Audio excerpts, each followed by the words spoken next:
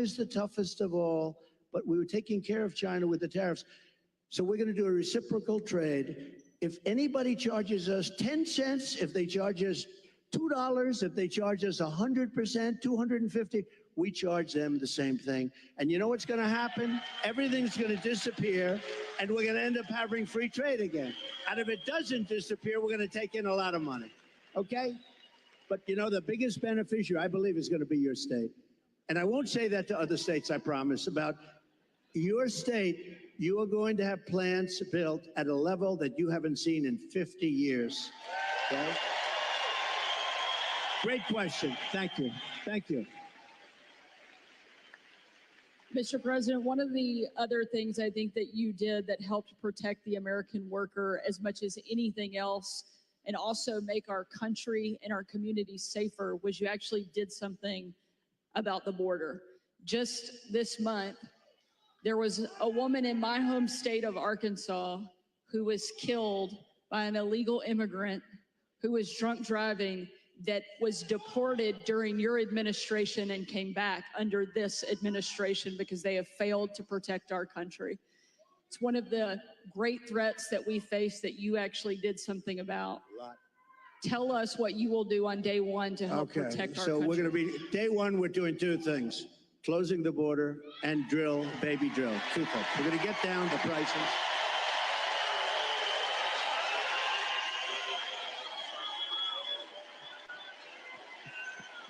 Thank you.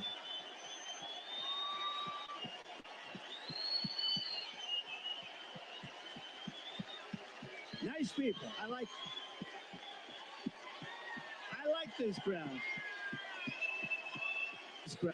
No, you know what? You're smart people. So, Sarah, thank you.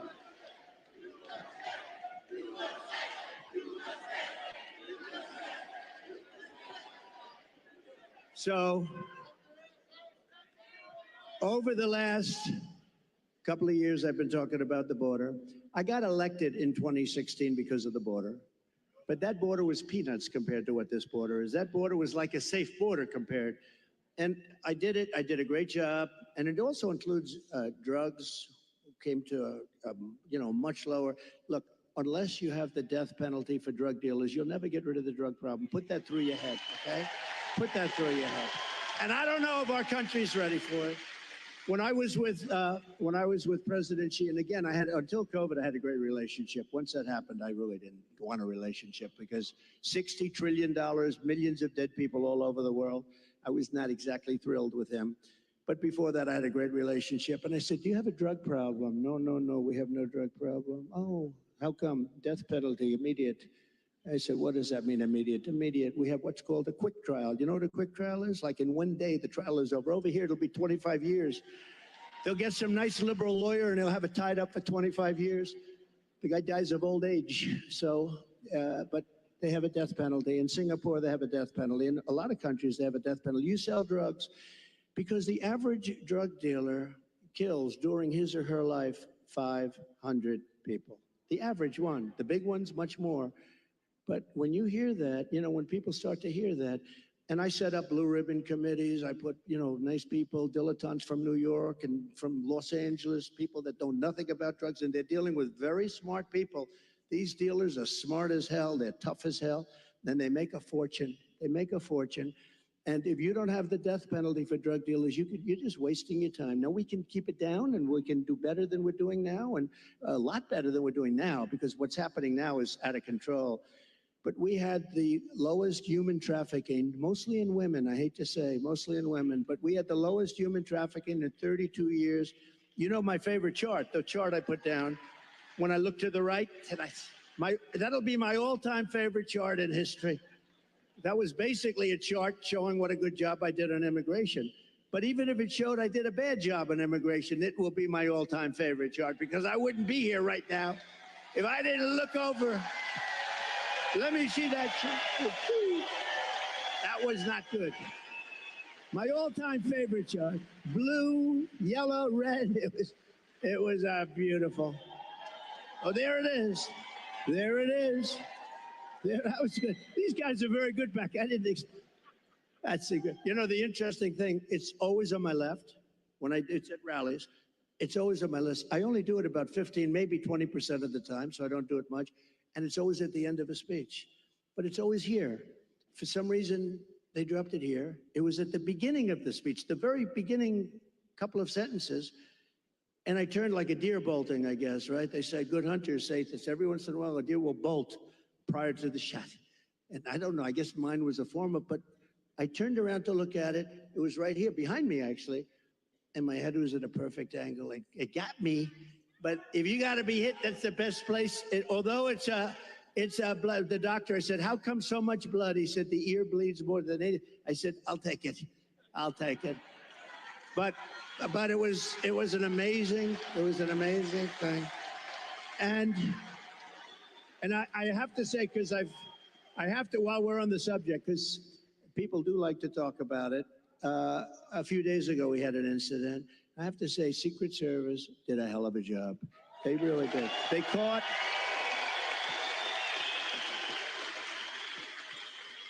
one of the gentlemen one of the agents was walking a couple of holes in front, and he saw a rifle, AK-47. That's serious stuff, right? You know more about that. My sons know more about this stuff.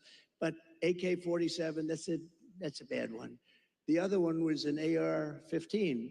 This was an AK-47. And he saw the barrel of the gun coming out from a bush. Can you believe it? This guy was all set. He was all set to do his number. And there was no talk. He didn't say, hello, what are you doing here, please? And he ends up getting shot himself. He took his gun, started shooting him. And this guy ran. No, great job. I don't know if where is he? Not here, right? These guys do a great job. Now, they do need more people, and they've been complaining about that for a long time, but he did a great job. But you want to know another sort of a miracle? So the guy is now running for his life, and he's got a car a block away or whatever. And a woman, it's a woman, not a man, a woman, see? Women are smarter than men. I hate to say. How does that sound? Our great First Lady is very happy now. Let me just tell you, think of this. Who would do this? I actually asked, I was with the sheriff this morning, I was with a couple of people from Secret Service, who would do this? So you now have a man running, not with a gun, he dropped the gun, we found the gun, but he was gone. And a woman driving in a car saw a man on the street, pretty busy street, running. And she followed him. And he got into the car, and she stopped because she thought he was trouble. He looked different. He's like trouble. She followed him, it wasn't very far, and parked the car behind his car and started taking pictures of his license plate. Now think of it. And Sarah, think of it. No, seriously, who would do that? It's the women. Not from good or bad, not from, strength or heroism. No, just, you see somebody running. I see people running all the time. And, she saw something in this guy that was bad. She may have heard maybe gunshots, because there were four gunshots. Actually, the shots, he never got off a shot. The shots were from Secret Service. But think of it, who would do this? If you took 1,000 of these incidents, would even one person have done it? This woman I haven't met her, but I'd like to meet her. I'm going to meet her, I hope. But think of this. She goes in, she takes pictures of the plate, and then she sends the pictures into the sheriff's office. And the sheriffs are saying, wow, this is pretty amazing. And they were able to get this guy within 10 minutes. They had a high-speed chase on the highway. They got him. Otherwise, we'd probably have an AK-47. They had the camera. He had the whole thing. He was a sophisticated guy. He even had the serial number taken off the rifle, the gun. But think of this. So we'd have all this stuff. But I'd be walking around saying, I wonder where this guy is. Is he in this audience? We would have a maniac out there. This woman was unbelievable. Because I actually asked the sheriff, if it happened 1,000 times, would anybody have done that? He said, maybe, but not much, not much. So she did she was really amazing, amazing job. We're glad she did. I think love Donald Trump. and are going to make sure we do our part.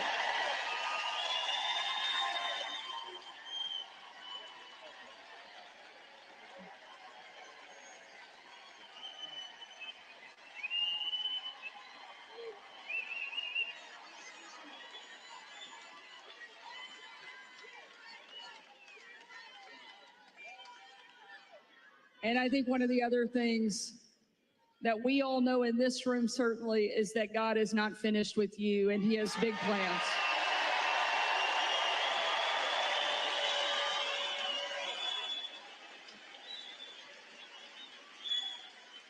Sarah, I just want to say one thing. So when I heard about this tonight, I said, so where am I speaking? Michigan, good. I like Michigan. I want to talk about cars. I love talking about the cars because it's so simple.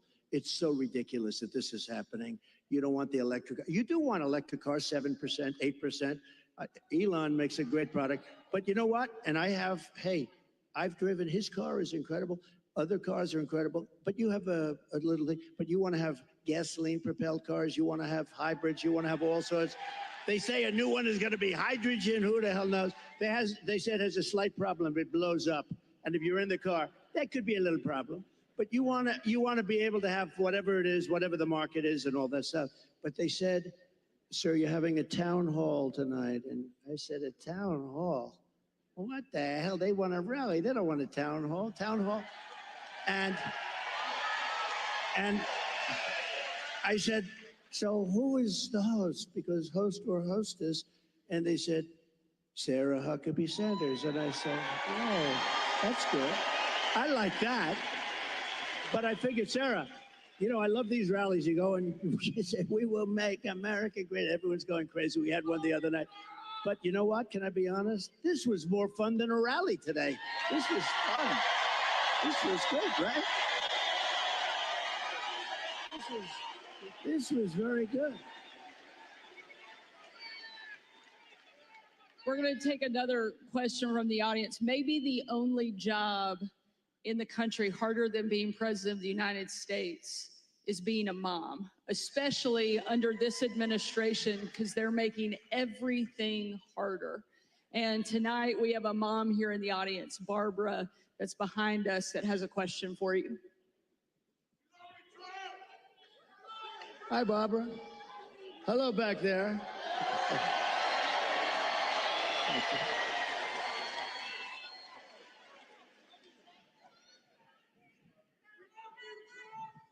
Good evening. Good evening, President Trump. Thank you for taking our question. Thank you. My name is Barbara.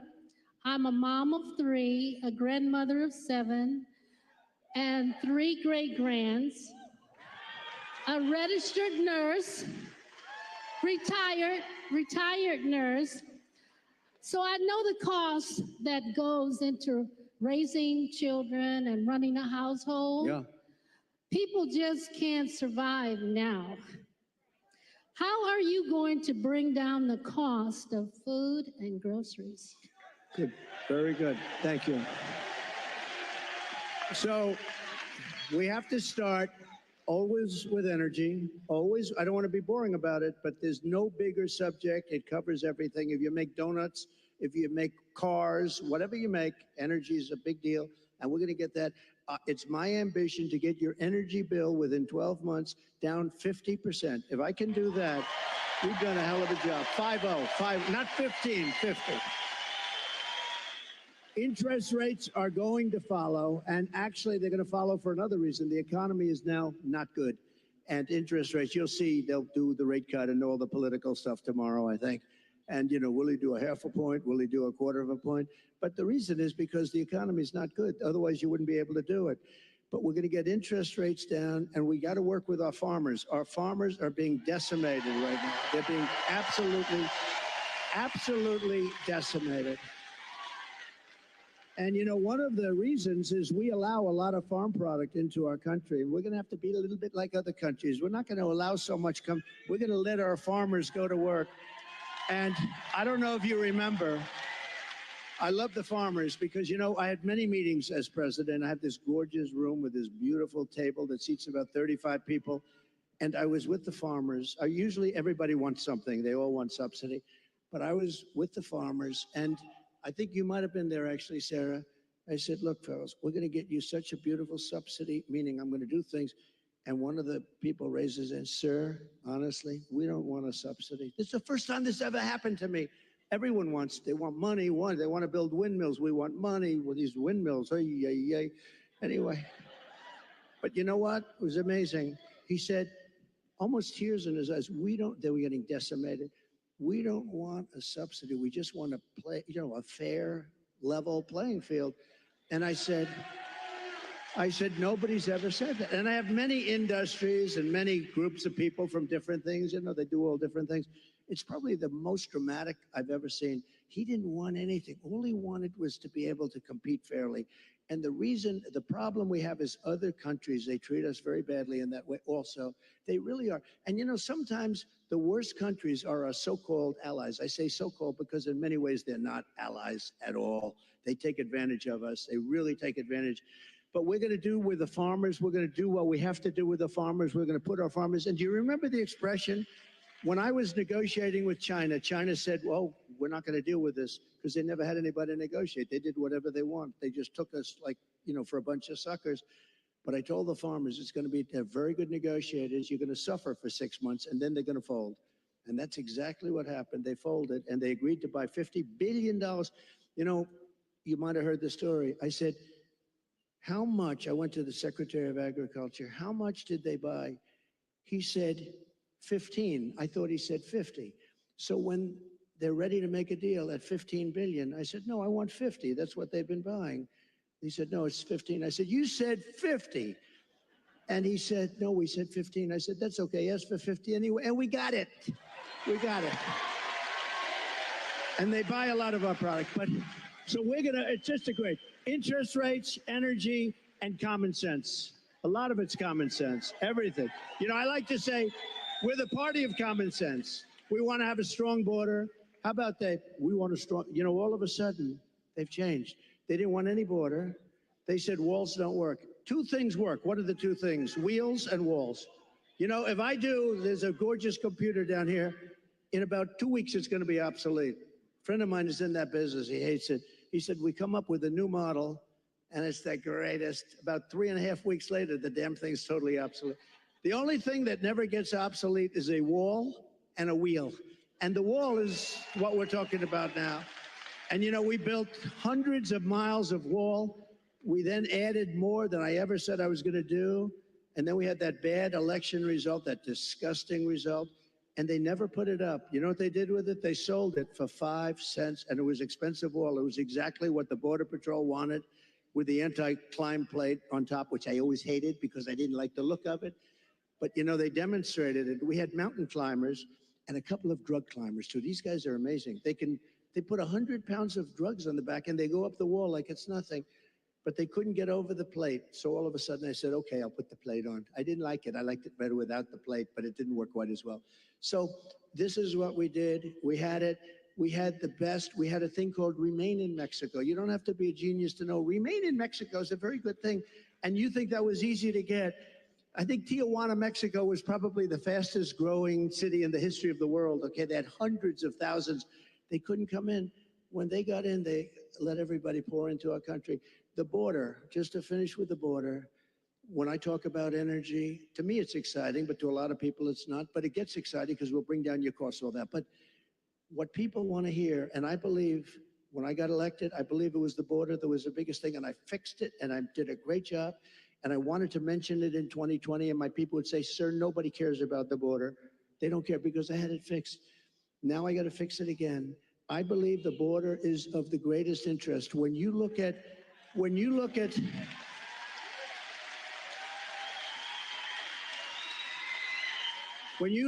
happening in Aurora, okay? Take a look at Aurora. When you look at what's happening in Ohio, the great state of Ohio, I love it. I'm way the hell up. I wish I was up 18 points in your state, but we are up. We are up. I think when people hear what I have to say, I don't know how you can possibly lose it. I'll tell you this, and I'll say this for Michigan.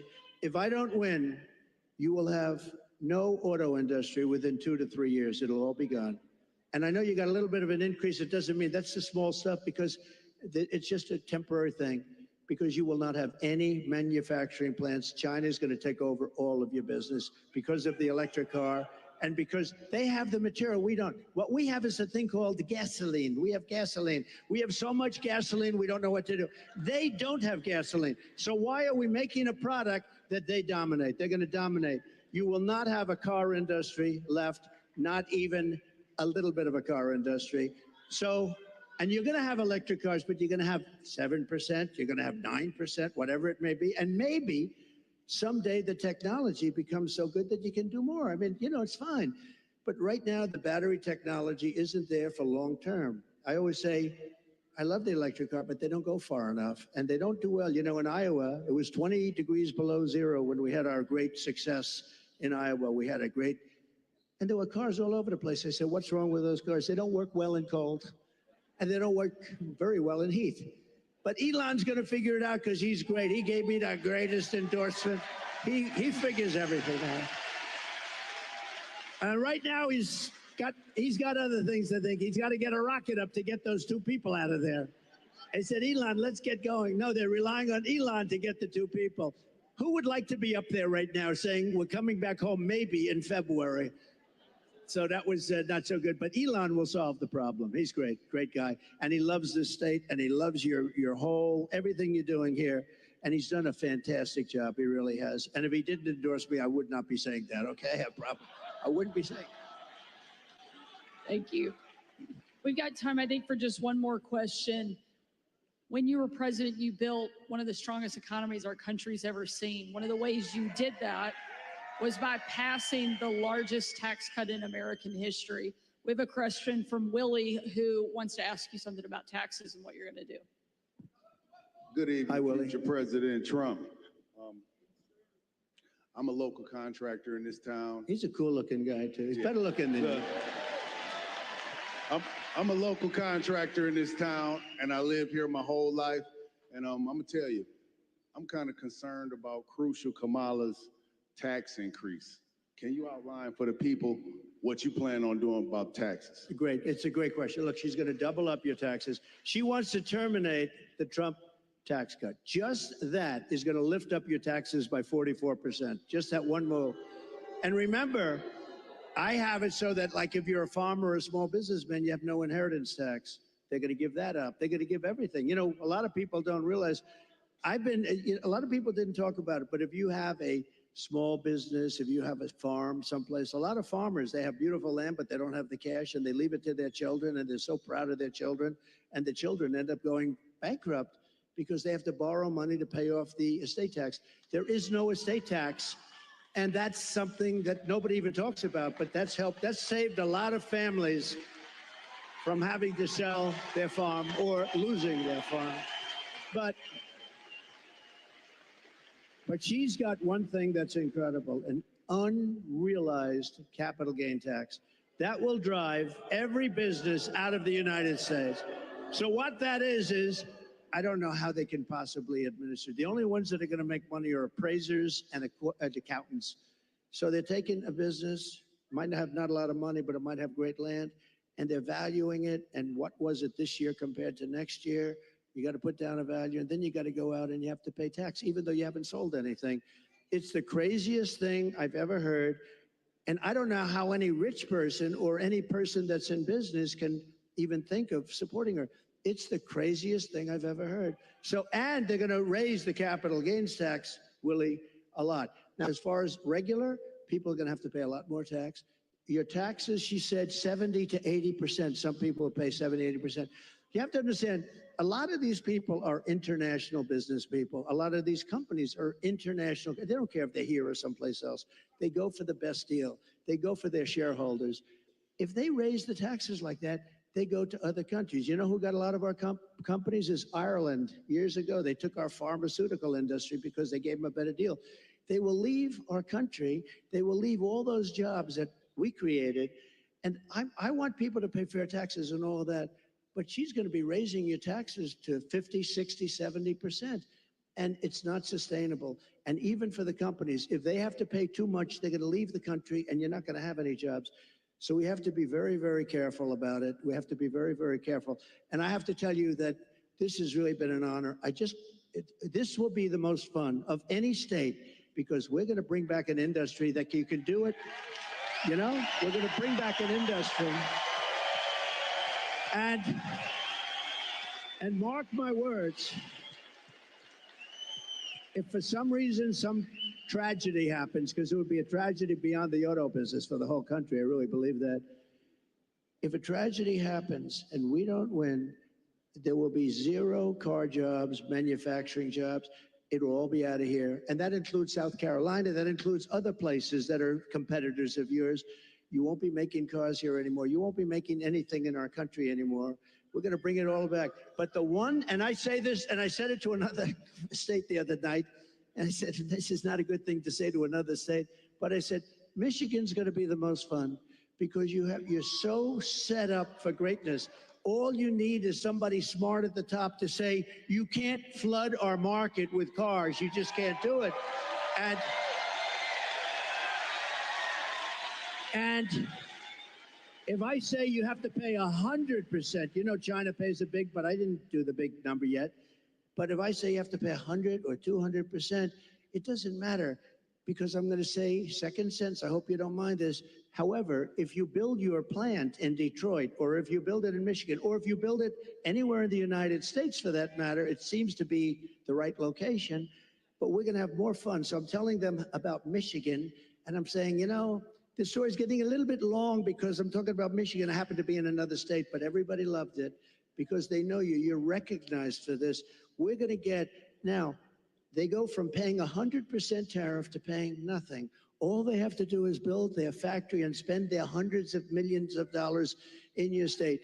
This will be like taking candy from a baby. It'll happen first, and you get the credit.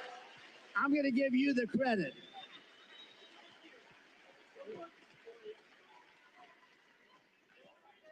Well, I don't think there's any question that America was better off under Donald Trump. And we know that it's going to be even better the second time around.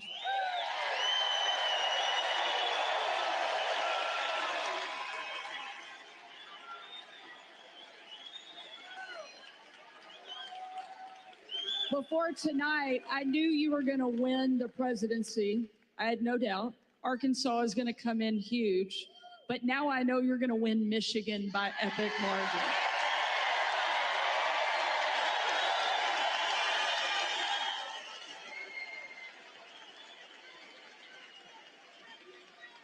Ladies and gentlemen, we need you to show up. We need you to vote because the future of my kids, your kids, our grandkids depends on whether or not Donald Trump goes back into the White House. And I know you're not going to let us down. This is a dangerous business, so we have to keep it safe. Mr. President, I don't think there's a person, certainly in this room tonight, and probably anywhere in the country, that doesn't remember exactly where they were on July 13th, that Saturday, when a horrific thing happened, an attack not just on you, but what I see as an attack on our entire country. They have...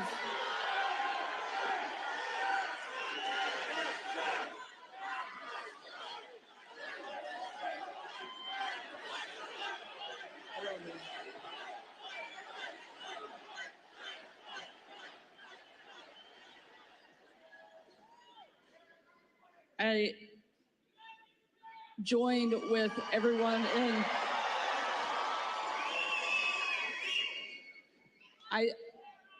We know that you were tough. We saw it every day on the campaign. We saw it when you were president.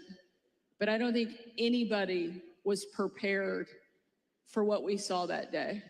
And now it's happened not once, but twice. You've literally taken a bullet for our country, and yet you keep fighting. You never give up. The reason that you're going to win in November is because America needs a fighter. And We've never needed a fighter more, and we've never had somebody more qualified to step in and lead our country than you. I'd love for you to tell us, why do you want to be president, and why do you continue fighting even after they keep attacking you every single day? So we ran, thank you, everybody. A lot of love in this room. I love you, you love me, and you love Sarah.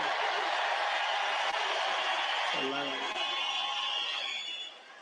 So we ran in 2016, and it was amazing. It was amazing, and we won. We then ran in 2020, and we did much better than 2016. People don't like to hear it, oh, he's a conspiracy theorist, We got millions and millions more votes. We did much better. It wasn't even a contest. I was telling one of the papers, they said, what was the difference? I said, well, the difference is we did much, much better the second time. But we had a lot of things happen. We know what those things are. So what difference? Because now in like 48 days or whatever it might be, we're going to do something that will be, I don't think it's going to shock the world, actually. I think the world is going to be maybe prepared already. In Europe, they want it to happen. Even though they would not prefer dealing with me in terms of the economics, they still want it to happen because the whole world is blowing up, and they know it's not going to blow up if I'm president here. But so we did great. And honestly, if I didn't do great, if we know what happened, and if that didn't happen, if I didn't do well in 2020, I wouldn't even think about doing this. But we did phenomenally well, and bad things happened, and we're not going to let it happen again. And now I'll tell you, so 2016, a lot of spirit. 2020, we had unbelievable spirit. And then we got let down because what happened should never be allowed to happen in this country again. But I have never seen the spirit like I've seen right now for this race. Never, ever.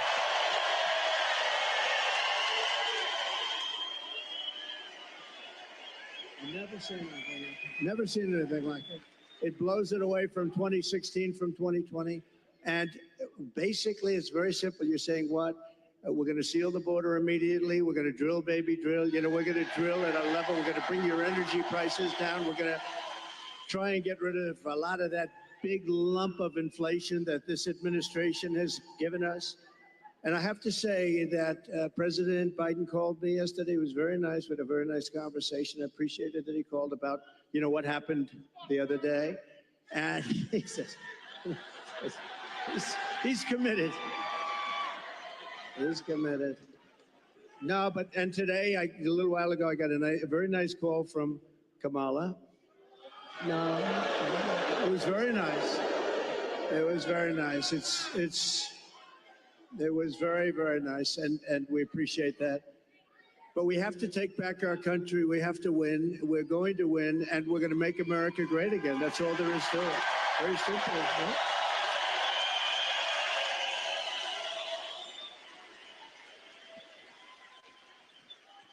I think it's safe to say that this crowd will all be voting for you.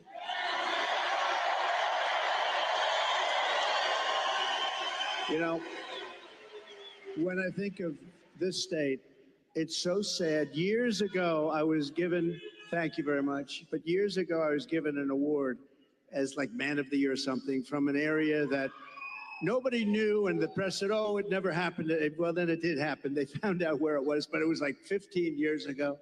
A beautiful area, but nobody remembered it. Nobody remembered it all. All of a sudden, like through a miracle, they found out it did exist, and it was there. And I had the speech, and the speech was, don't let them take your automobile industry away. They're taking your automobile industry away. And I don't know why you do it. Now, I wasn't a politician. I was an entrepreneur. I was a real estate developer, doing great, having a lot of fun, doing a much simpler life than this. Who would think that a developer's life is simple, but it's a lot simpler than this. But I said, don't let them do that, because here I am in Michigan, and I was getting an award, and I'm making a speech. I'm saying, what am I going to say? But I just watched Common Sense. I saw them leaving for Mexico, leaving for China. Do you know that right now, and they weren't building them with me, they weren't building anything in Mexico having to do with cars with me, because I said, if you build it, we're going to put a 200%, you're not going to sell one car into this country. right now, they're building some of the largest auto plants anywhere in the world ever built. I have a friend that does that for a living, very good at it. He's the best, I think. And he's actually a contributor, a supporter, but he builds the plants. And I say, you know, I'd like to go see a plant, a really great auto plant. You know, it's amazing technology, amazing what they do, really incredible the amount of automobiles they can produce and the size of these things. I'd like to see a real modern plant. And he's the one that does them. And I said, so where would we go? I was hoping he'd say Detroit or someplace up here. But anywhere in this country, I'll take anywhere in this country, right? So will you, my greatest guy right over here. Stand up, will you, please? He's such a great guy. Oh, hi, everybody. We're going to bring him back. We're going to bring him back. We're not just going to keep, you know, you're losing your jobs, the whole thing, but just, so they're building. So I said, where would I go? And let's go take a look at a beauty. He said, well, we'll have to go to Mexico. I said, wait a minute, I'm not interested. I'm not interested. No, I want to know here. He said, here we don't build top of the line. We build smaller plants. We build, we just, you know, there's just not that kind of a thing. And I said, isn't it sad? He feels that too. You know, he's a United States guy. But he said, if you want to see the big ones, you're going to have to go to Mexico. They're owned and built by China in Mexico, and there are a number of them going up right now, and they think they're going to make their cars there, and they're going to sell them across our line, and we're going to take them, and we're not going to charge them tax. We're going to charge them, I'm telling you right now, I'm putting a 200% tariff on, which means they're unsellable. Unsellable in the United States. And then you wonder why it gets shot at, right? You know, only consequential presidents get shot at. When I say something like that, you have countries saying this guy, but what can you do? You have to do what you have to do, right? We have to be brave. Otherwise, we're not going to have a country left. So what's happening is they're building these massive auto plants, and they think they're going to make tens of thousands of automobiles and sell them in here. No tax, no nothing. It's not going to happen. When you put on tariffs, tariffs are the greatest thing ever invented. You know, I took in $467 billion from China. Nobody else took in anything. And China's economy is not even doing that well. And Biden, you know, they have not been able, and Kamala, they have not been able to take those tariffs off because there's so much money. And frankly, if they did take them off, this country would be flooded with Chinese cars. You don't have the Chinese cars. We put a pretty good tariff on. It was going to be lifted at some point. Then we had COVID. We did a tremendous job in COVID. We gave you a stock market that was higher than just prior to COVID coming in. And we did a great job. We never got credit. We got credit for the best economy maybe ever. We got credit for having defeated ISIS and having rebuilt our military. We shouldn't have given, Sarah, we shouldn't have given $85 billion worth of equipment to the Taliban, to Afghanistan. I think the most embarrassing moment in the history of our country. That whole thing was the most, when we were leaving with me. I was the one that got it down to the right number. We were going to keep the big air base, which is exactly 1 hour away from where China makes its nuclear weapons. Think of that, 1 hour away. And we gave it up. We just gave it up.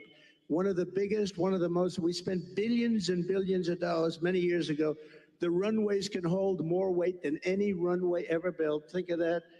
They're, I think, 19,000 feet long, which is, you know, 3 times what a normal runway would be. It's called Bagram. And we were going to keep that because of China, not because of Afghanistan, 1 hour away from where they make their nuclear weapons. So that was a good one. We left, and the way we got out was so embarrassing. And because of that, first of all, 13 dead soldiers. I've gotten to know their families. They're incredible families, but they'll never be the same. Many badly injured, you know. Sarah, nobody ever talks about the soldiers that are badly injured. They talk about 13 dead, and we always have to say that, number one, and great families. But nobody ever mentions the fact that some of the soldiers were hurt so badly, the arms, the legs, the face, like obliteration. We left American citizens behind, and they're not too happy, I can imagine. But if they're living, and we also gave them $85 billion worth of the best military equipment, all beautiful, brand new, between the goggles and the planes and the armor-plated cars. We gave them armor-plated trucks and cars and vehicles and so much. And they're one of the largest sellers now today of military equipment in the world. They're selling this stuff. 777,000 rifles and guns. Think of that. How do you have that anyway? Who would put that? We have 71,000 trucks and cars. And again, many of them armor-plated. So what happened is when Russia looked at that, they said, we're going to invade. We're going to go into Ukraine. If that didn't happen, I don't think, and I guarantee you, if the election were a straight election, we won that election, we should have won that election, everybody knew we won the election, they would have never attacked. Putin never would have attacked. But the oil prices got driven up at $100 a barrel. He made money. He's the only guy who fought a war, and you make money fighting a war. But it got driven up because of their bad energy policies. But when he saw that, and you wouldn't have had, think of this, you wouldn't have had, how different would the world be? You wouldn't have had Ukraine being attacked by Russia. You wouldn't have had October 7th in Israel, where that horrible situation took place because Iran was essentially broke. They had very little money, and we would have made a great deal with them. All we want is we don't want them to have a nuclear weapon. Very simple. That's all we want. We don't want you to have a nuclear weapon. We would have made a good deal with Iran. They would have been happy. And I think they're going to end up being very unhappy, but it's very dangerous. They're very close to a nuclear weapon. And the other thing, you wouldn't have had inflation. You wouldn't have had inflation because inflation was driven up by their bad energy policy. And you remember your gasoline started going up to $5 and $6 a gallon. And then what happened is they said, oh, we're going to get killed. We have an election. We're going to get killed. And they went back to my policy. So they went back to the same. What they don't, and they say, we produce the same amount as Trump. Well, they went right back to my policy, or you would have been buying, you would have had $25 a gallon gasoline. So they went back. What they don't say is, though, I would have been producing 4 times as much. And I took us from third into first place by a lot. But we have more liquid gold under our feet than any other country in the world, including Saudi Arabia, including Russia. And we would have been so dominant in energy. We would have, you know, we didn't need any energy from anybody. We didn't have to protect any other countries in order to get their oil, which we've done for many years in the Middle East. We were energy independent. Sounds so beautiful to say it. We're energy independent. We were soon going to be energy dominant, and we would have been now having so much money coming out of the energy. We just have the best. We have Bagram in Alaska. They say it might be as big, might be bigger than all of Saudi Arabia. I got it approved. Ronald Reagan couldn't do it. Nobody could do it. I got it done. In their first week, they terminated it. Check that one out. Bagram. Check that one out. Think about this. Between Bagram, you go to Anwar, you take a look at the kind of things that we've given up. We should have that air base. We should have that oil. We would have had a whole different country. But to give up Anwar, to give up the biggest air base, military air base in the world, and they left it in the dark of night with the lights on, and they did leave the dogs behind. There are a lot of people, they say, what about the dogs? They left the dogs behind. But we would have been a much different country right now. But we're going to get it back, and I promise you we're going to get it back with guys like this and people like that. And Sarah, just one thing, because this is the world's longest answer to an otherwise simple question, but the difference is I give an answer that's productive as opposed to an answer that is not very productive, right? Like in the debate. But just to end this, we are going to, for Michigan, because we want to be a little bit Michigan-centric. You used to be the capital of the world in cars. Today, you're an afterthought in cars. And I don't know the head of your union. I've never met the gentleman, Sean. I've never met him. But what he's done to your union and what he's done by agreeing to allow this country to say we're going all electric, which at some point they're going to end up taking back that mandate because that mandate is insane. They want to go all electric basically by 2030. And for him, think of this, for him to do that, just real fast, you're right now at 25% of where you used to be and heading south because the electric cars are all going to be made in China and Mexico, but they're all going to be made basically in China. We are going to bring so many auto plants into our country. You're going to be as big or bigger than you were 50 years ago because they won't be able, if they're not willing to build a plant, we don't want their product. And that's enough. That's all I wanted.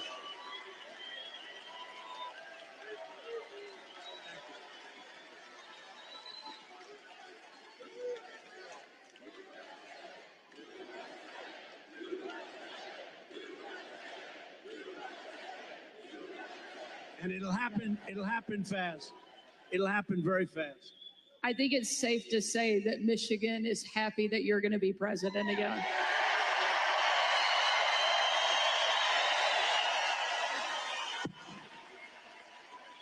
And Mr. President, we don't mind that you give long answers because you actually have something to say, because you actually got something done when you were president. You know, it's a very interesting because she said, I don't think I've ever said this before. So we do these rallies, they're massive rallies. Everybody stays till the end, by the way. You know, when she said that, well, your rallies, people leave. Honestly, nobody does. And if I saw them leaving, I'd say, and ladies and gentlemen, make America great again, and I'd get the hell out, okay? Because I don't want people leaving. But I do have to say, so I give these long, sometimes very complex sentences and paragraphs, but they all come together. I do it a lot. I do it with Raising Cane, that story. I do it with the story on the catapults on the aircraft carriers. I do it with a lot of different stories. When I mention Dr. Hannibal Lecter, I'm using that as an example of people that are coming in from Silence of the Lambs. I use it, they say, it's terrible. So they say, so I'll give this long, complex area. For instance, that I talked about a lot of different territory. The bottom line is, I said the most important thing. We're going to